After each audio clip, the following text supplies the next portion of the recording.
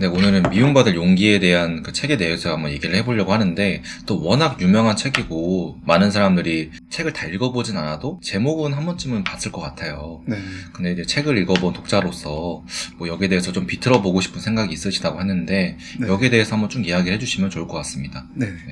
제가 미움받을 용기 책을 5번 정도 읽었는데요. 결국엔 이 책의 저자는 사람이 주도적으로 살 수 있어야 그래야 행복해질 수 있다라고 주장을 하고 싶은 것 같아요. 그래서 자기 주도적으로 살아가려면 이제 외부 기준이나 이런 조건에 끌려다니지 않아야 된다는 거죠. 그럼 외부 기준에 끌려다니지 않으려면 사회적인 기대들이 있잖아요. 이제 그 기대에 벗어난 선택을 할 줄도 알아야 되는 그런 이야기를 쭉 하고 있어요. 근데 사회적인 기대에 벗어난 행동을 하게 되면 그 타인으로부터 질문이 따라오는 것 같거든요. 그러니까 예를 들면 저는 시험 기간에 공부를 열심히 했어요. 이렇게 이야기를 하면 아무도 이 문장에 대해서 뭐 의문을 제기하진 않잖아요. 그렇죠. 근데 저는 시험 기간에 자전거를 들고 통영에 내려갔습니다. 이렇게 이야기를 하면 이 문장이 사실은 사회적 기대에 벗어나는 문장이기 때문에 왜 그런 선택을 했을까? 이렇게 물어보게 되잖아요. 근데 이제 인생이라는 게 이런 사회적 기대에 벗어난 선택을 했을 때 따르는 그 질문에 대답을 하면서 그 용기 있게 살아가는 그게 자기 주도적인 삶이고 그 자기 주도적으로 삶을 살 수 있어야 행복해질 수 있다라는 게 이 책의 내용입니다. 자기 주도적으로 살 수 있어야 된다. 그러니까 사회적인 기대에서 자기 주도적으로 살 수 있어야 된다라는 게 어떻게 보면 저자가 얘기하는 핵심 메시지라고도 볼 수 있겠네요. 네네네. 그래서 거꾸로 그러면 외부 기준에 끌려다니지 않으려면 어떻게 해야 되는가에 대한 방법론을 좀 제시를 하고 있고 그걸 이제 소주제별로 쭉 나눠가지고 이제 소개를 하고 있는데 저희는 오늘 거기에 칭찬 그리고 인정욕구, 의존성 요 3가지를 보고 좀 비틀어 보는 그런 이야기를 나눠보려고 합니다. 첫 번째 칭찬이라는 키워드에 대해서 먼저 비틀어 주시면 좋을 것 같아요. 그 칭찬에 대해서 책에서는 좀 부정적으로 이야기를 하고 있어요. 왜 그러냐 가만히 들여다보니까 이게 칭찬이라는 게 겉으로 보기에는 긍정적인 피드백으로 보일 수 있지만 결국에 그 상하관계를 전제로 한 그런 칭찬이라는 거예요. 그러니까 저자는 칭찬이라는 행위를 이미 상대방과 내가 상하관계에 있다라고 보고 그거를 전제로 하고서 일어나는 행위라고 보는 거죠. 네네네. 맞죠.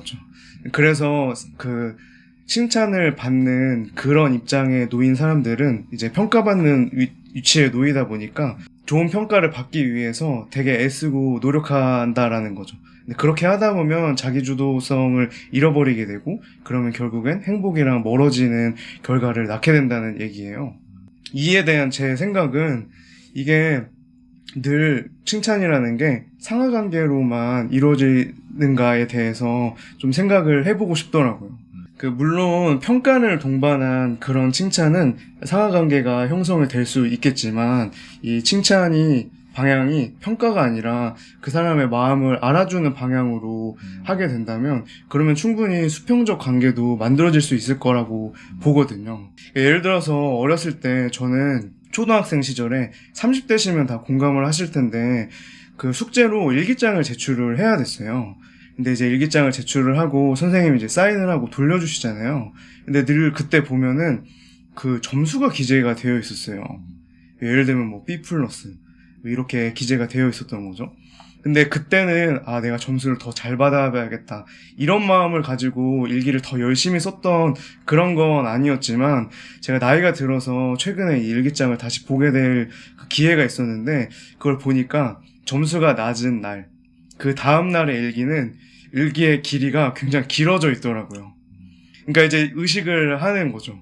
내가 좋은 점수를 받기 위해서 이제 열심히 써야 되는 건 아닐까 하는 마음에 그렇게 썼던 것 같아요. 근데 그 선생님이 평가를 매겨주는 게 아니라 만약에 제가 소풍 갔다 온 그 날에 일기를 작성을 했었더라면 그 소풍 갔을 때 굉장히 신났던 마음들 그리고 내가 친구들이랑 얼마나 생동감 있게 놀았는지 이거에 좀 시선을 가져다 두고 평가 없이 멘트만 이렇게 써져 있었다면 선생님이랑 그 일기장 가운데에서만큼은 좀 더 친밀하고 따뜻한 관계로 발전될 수 있지 않았을까 이렇게 생각을 해보게 됐어요. 제가 이제 이 부분에 대해 생각해보게 되면서 선생님은 학생은 사실 교육적으로 생각을 하면서 일기를 쓰진 않잖아요. 그렇죠.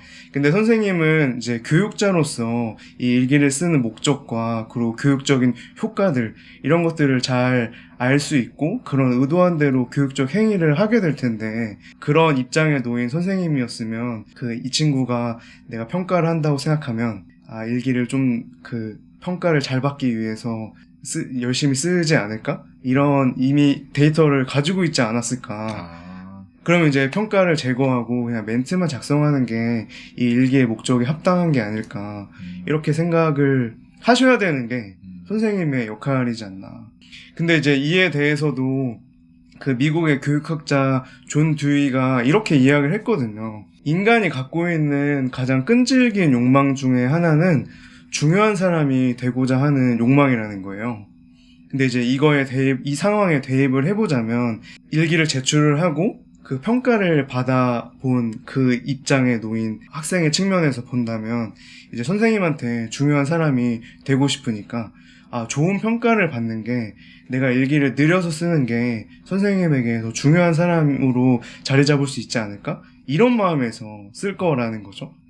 근데 만약에 선생님이 반응을 달리 했더라면 평가 없이 제 마음을 존중해주는 그런 식으로 코멘트만 남겼다고 하더라면 나는 내 마음과 생각을 나누는 게 선생님이 더 좋아하시는 거구나. 그러면 내가 이렇게 마음을 잘 펼쳐내면 선생님이 나를 중요한 사람으로 여겨주겠지? 하는 그런 좀 수평적인 관계로 좀 더 따뜻하고 친밀한 관계로 더 발전할 수 있지 않았을까. 그래서 이 칭찬이라는 게 평가 중심으로 이루어지는 게 아니라 마음을 조명해주는 그런 과정에 포커스를 둬야 되는 게 아닌가 생각해 보게 되었습니다.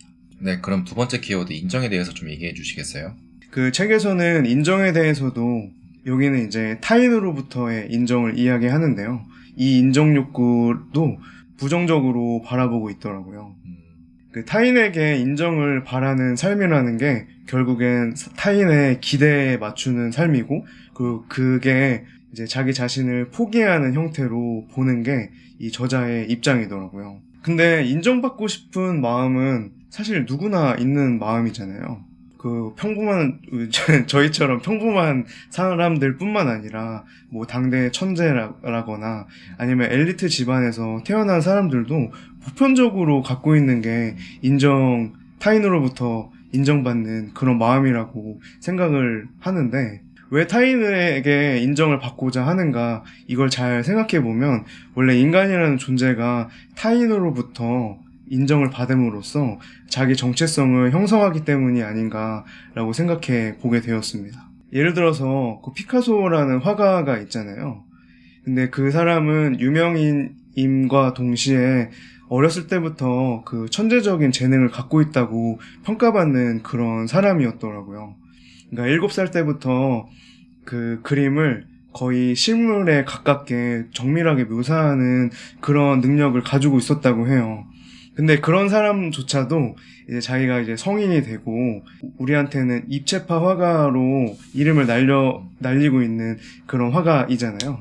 근데 그때 자기가 중요한 작품을 내고자 할 때 그리는 과정이 있었을 테고 그 과정을 끝마치고 완성을 해서 출품을 하는 그런 시기가 있었을 거 아니에요. 근데 되게 망설였다고 해요.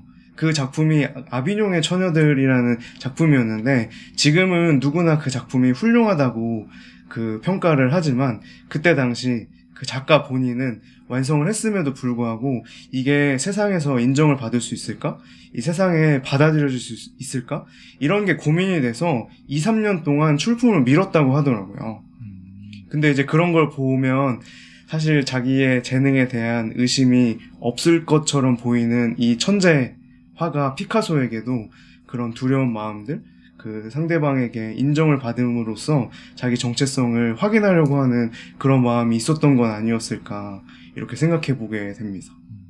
이거는 비단 저의 이야기뿐만 아니라 사회적 자아 이론을 제창한 조지 허버트 미드라는 심리학자가 있는데 이 사람이 똑같은 이야기를 했습니다. 모든 인간은 타인을 통해 자기 정체성을 확인한다. 그래서 다시 돌아와서 제가 결국에는 하고 싶은 이야기는 그 사람이라는 존재가 타인을 거울 삼아서 자기 정체성을 확립하고 그 행복을 추구하면서 살아가는 존재인 만큼 그 인정 욕구를 무조건 부정하거나 추구하기를 중단하는 것이 아니라 인정을 받고자 하는 마음도 나를 생동감 있게 살아내는 영역이 있고 그 나를 갉아먹는 부분이 있는데 이 부분을 잘 구분하면서 인정 욕구를 통해서 내가 살아 숨쉼을 느끼면 충분히 추구하면서 살아가도 괜찮은 게 아닐까 이런 말씀을 드리고 싶었습니다.